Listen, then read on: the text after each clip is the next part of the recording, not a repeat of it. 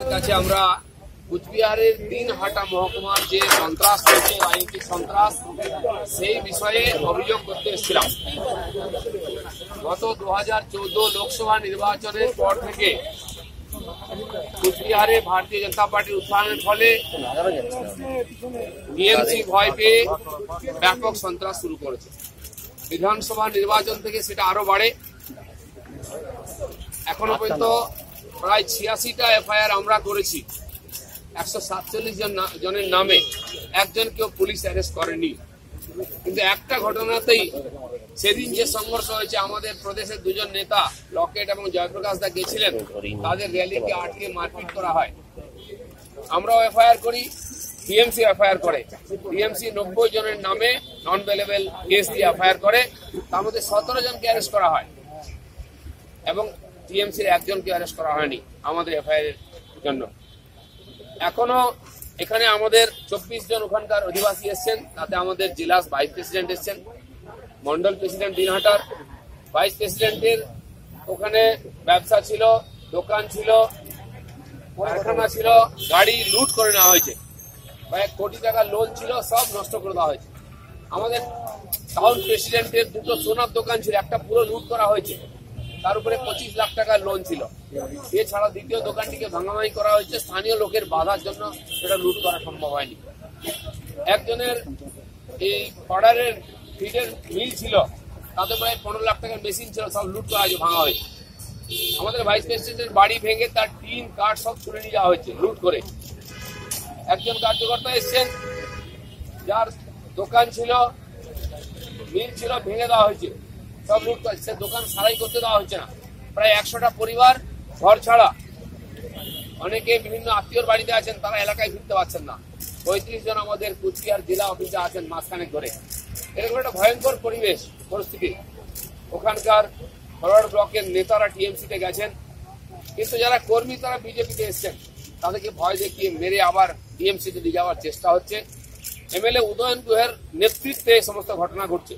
তিনি দাঁড়িয়ে থেকে ওখানে দোকান লুট করাচ্ছেন, বাড়ি ভাঙাচ্ছেন এবং ধমকি দিচ্ছেন, হয় টিএমসি করো, নাহলে দিনহাটা ছেড়ে চলে যাও। যাদের দোকান লুট হয়েছে, বাড়ি লুট হয়েছে, তাদের বলছেন যে সব ক্ষতিপূরণ দিয়ে দেবো, তুমি টিএমসিতে সামিল হয়ে যাও। তারপরে বিজেপির কর্মীরা বাড়িঘর ছেড়েছেন, কিন্তু পার্টি ছাড়েননি। এখনো তারা অসহায় অবস্থায় ঘুরে বেড়াচ্ছেন, তাদের বাঁচার কিছু নেই। এখানে একজন মা এসছেন দুটো ছোট ছোট বাচ্চা নিয়ে, তারাও বাড়ি ছাড়া। ছেলে মেয়েদের স্কুলে যাওয়া, খাওয়া দাওয়ার কিছু নাই। এরকম বহু পরিবার নিজের বাড়ি ছেড়ে আত্মীয় স্বজনের বাড়িতে আছেন বা ঘুরে বেড়াচ্ছেন। এরকম একটা ভয়ঙ্কর পরিস্থিতিতে আর কুচবিহারেতে যে রাজনৈতিক হিংসা চলছে, তার কিছু নমুনা লিখিত আমাদের দিয়ে এসেছি। এফআইআর, সেখানকার ক্ষতি কি হয়েছে কতজনের, মাননীয় রাজ্যপালকে দিয়েছি। উনি কেন্দ্র সরকারকে জানাবেন বলেছেন। এই বিষয়ে আজকে ছিল।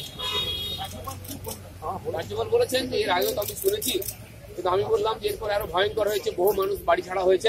উনি বলছেন কেন্দ্র সরকারের কাছে আমি সমস্ত ডকুমেন্ট পাঠাবো। অন্য বিষয়ে জানতে চাইবো, বসিরহাটের প্রধানমন্ত্রী আবাস যোজনা নিয়ে আজকে সিআইডি কমপ্লেন হয়েছে আপনাদের একজন নেতার বিরুদ্ধে। তারা এসেছিলেন আপনাদের সঙ্গে যোগাযোগ করতে, আজকে কমপ্লেনও হয়েছে। কমপ্লেন তো অনেক কিছু হয়, হতেও পারে। কারা কমপ্লেন করছে, কেন করেছে আমাদের জানা নেই। আইনের চোখে যা হবে, যদি সত্যিকারের কারণ থাকে সেটা কোর্টে বিচার হবে, পুলিশ ব্যবস্থা নেবে, আমরা তার উত্তর দেবো কার নামে কি হয়েছে, কেন হয়েছে যা। আরেকটা প্রশ্ন, সেটা হচ্ছে আজকে মধ্যপ্রদেশের 5জন কৃষক জড়িত মারা গেছে। মধ্যপ্রদেশ, মহারাষ্ট্র, গুজরাট, যেখানে আপনাদের সরকার রয়েছে, সেখানে এই অবস্থা কেন? পরিস্থিতির জন্য গুজরাটে এরকম আন্দোলন হয়েছে, এর আগে সরকারের সময় রাজস্থানেও আন্দোলন হয়েছে। কৃষকদের সমস্যা থাকতে পারে, আন্দোলন হতে পারে, কিন্তু হিংসাত্মক আন্দোলন হওয়ার জন্য সেখানে গুলি চলেছে। এমনকি সরকার বলছে আমরা চালিয়ে, দুষ্কৃতকারীরা চালিয়েছে। এই নিয়ে অনেক বিতর্ক আছে, সময়ে সমস্ত তথ্য সামনে আসবে। সরকার ক্ষতিপূরণ ঘোষণা করেছে, সমস্ত দায়িত্ব নিয়েছে। আমার মনে হয় ঠিক সময় সমাধান হয়ে যাবে। কিন্তু যদি শত গাড়ি জ্বালিয়ে দিয়েছে হিংসাত্মক, যে তাকে থামাবার জন্য আর পুলিশ বাধ্য হয়েছে ব্যবস্থা নিতে এবং দুষ্কৃতকারীরা ঢুকে এই ধরনের ভয়ঙ্কর ঘটনা ঘটছে। দিলীপদা, সকালে আপনার সাথে রোশনগিরির একটা বৈঠক হয়েছে, ওটা একটু বলে। হ্যাঁ, বজরংবলীর নেতারা আমার সঙ্গে দেখা করতে এসেছেন আমার বাড়িতে। প্রথমবার এখানে বিজেপির সঙ্গে রাজ্য নেতৃত্বের সঙ্গে এরকম বৈঠক হলো। তাদের কিছু সমস্যা আছে, তারা এতদিন পাহাড়ে শান্তি ছিল, আমাদের মুখ্যমন্ত্রী গিয়ে ওখানে অশান্তি করছেন প্রতি মাসে গিয়ে।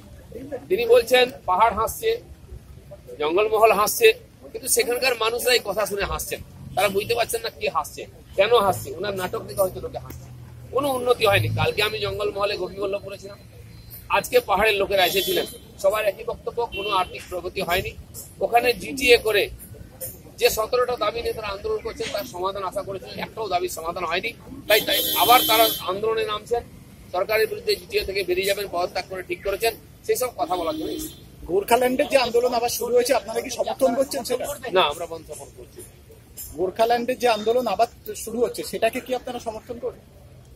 আন্দোলন অধিকার কেউ নিয়ে আন্দোলন করতেই পারে, সব সমর্থন করার দরকার নেই। তারা আলাদা পার্টি, তাদের আলাদা এজেন্ডা আছে, তারা তাদের বিষয় নিয়ে আন্দোলন করছেন। কিন্তু সেখানে যেমন গুরুংবাজ আর গজমমকে দুর্বল করতে গিয়ে মমতা দার্জিলিং এর অর্থনীতি এবং রাজনীতিকে দুর্বল করছে, এটা খুবই অন্যায়, এটা নিন্দনীয়।